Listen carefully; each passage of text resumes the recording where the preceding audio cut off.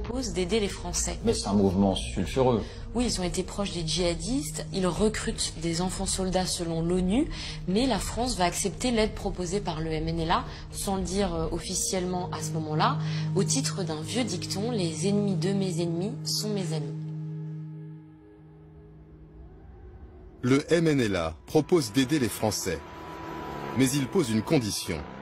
L'armée malienne ne doit pas entrer dans Kidal. Les Français doivent venir seuls. À l'ambassade à Bamako, Christian Rouillet est catégorique. Il ne faut pas se compromettre avec les rebelles Touaregs. Pour nous, la principale menace est AQMI et la mouvance djihadiste. Et pour les Maliens, c'est le MNLA qui est la première menace. Pourquoi? Parce que c'est le MNLA qui a lancé l'offensive et c'est le MNLA qui conteste l'unité du Mali. Donc c'est ce que j'essaye d'expliquer à Paris en disant attention, il faut éviter de se compromettre avec le MNLA.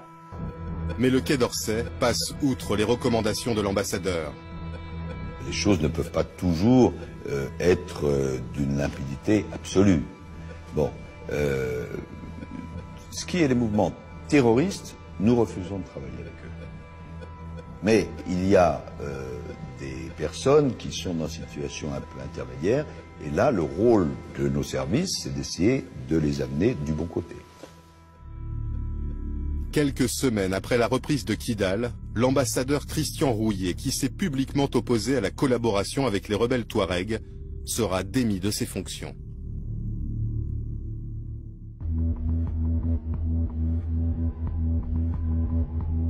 Comme convenu avec le MNLA, les forces spéciales ont pris le contrôle de la ville sans associer les soldats maliens. L'armée malienne n'a pas réellement pris possession de Kidal comme ailleurs, parce que l'armée française s'est interposée. Alors il faut qu'on nous explique. Il faut qu'on nous explique. Donc il fallait dialoguer avec eux. Les forces spéciales ne se sont pas contentées de dialoguer avec le MNLA. Et non, au Mali, nous avons rencontré un combattant MNLA. Il est Touareg, originaire de Gao, et il a été enrôlé par les djihadistes quand ceux-ci ont pris la ville de Gao. Puis il a changé de camp, il s'est allié au MNLA. Et il vous a raconté des choses qui ne figurent pas dans l'histoire officielle. Fin janvier 2013, quand les forces spéciales entrent à Kidal, ce combattant MNLA va proposer ses services aux forces spéciales et ils acceptent. On a collaboré avec les Français, on a partagé la ville ensemble. Moi, je suis un guide. Je suis avec le capitaine Eric là. Il fait partie des forces spéciales. Je travaille avec eux. On me paie par jour même. Chaque jour, on me paie 25 000 francs CFA. Qui est-ce qui vous paye? Eric. C'est l'armée française? C'est l'armée française ouais, qui me paye. Quand on sort, même à Kidal, on est ensemble toujours. On fait toutes les missions ensemble.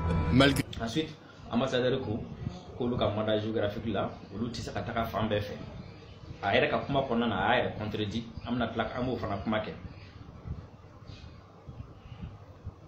O ka mandat kɔnɔna la ko mandat min bɛ Barkani bolo k'o ye ka ni terroriste bi yɔrɔ o yɔrɔ ko k'u gɛn k'u kɛlɛ.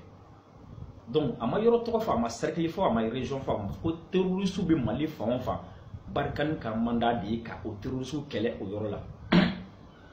Terroriste ye attaque kɛ centre la, terroriste ye attaque kɛ Bamako, terroriste ye attaque kɛ Mali fan bɛɛ lajɛlen fɛ u y'a kɛ Segu. Donc Barkani kan ka taa nin bɛɛ kɛlɛ mais français ambassadeur ko non ko ti tiɲɛ dɛ, ko Barkani man kan tɛ ka taga Mali fan bɛɛ lajɛlen fɛ. K'u ka mandat géographique la ko o tɛ a la mais n'an y'a faamu olu ka mandat géographique la u kan ka taa Mali fan bɛɛ fɛ terroriste bi yɔrɔ o yɔrɔ Mali kɛlɛ yɛrɛ tɛ dɔwɛrɛ terroriste kɛlɛ don. Donc maintenant u bɛ ka tila k'o ban ka taga